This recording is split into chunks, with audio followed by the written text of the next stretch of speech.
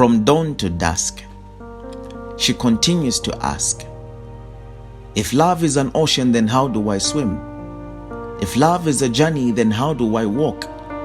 If love is the shepherd, then who is the flock? But if love is the key, then what is the lock? Every dusk that breaks forth, she daily stands by the corner of the street. The wind blows on her skin from the east to the west, and her west is left for all to see.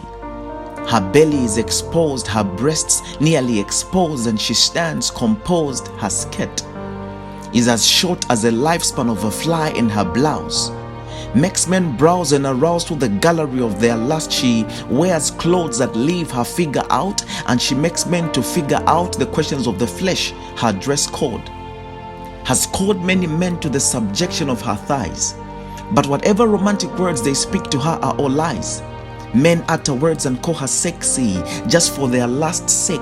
See, she positions herself strategically for all to see. Her stance is a chance to meet men as they glance. She is well known by her entire neighborhood. To her daily maneuvers, they are not blind. Her community is aware that her life is enveloped in immorality. Yes, she goes to an institution of prostitution, and her constitution stipulates that she has to sleep with any man. Yes, she's a prostitute. But from dawn to dusk, she continues to ask, if love is an ocean, then how do I swim? If love is a journey, then how do I walk? If love is the shepherd, then who is the flock? But if love is the key, then what is the lock?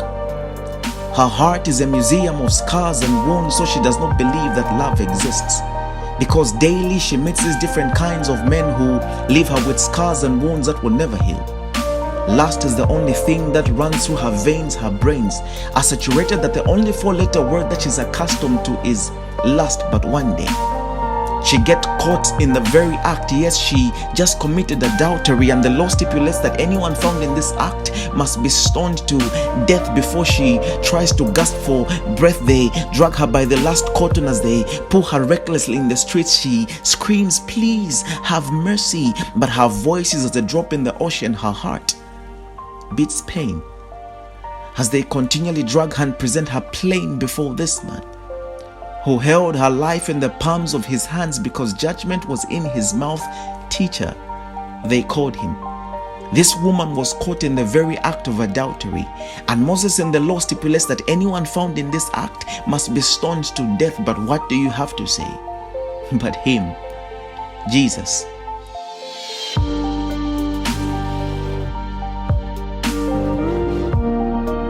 stooped down and wrote in the dust with his finger as they continued to pester him for an answer.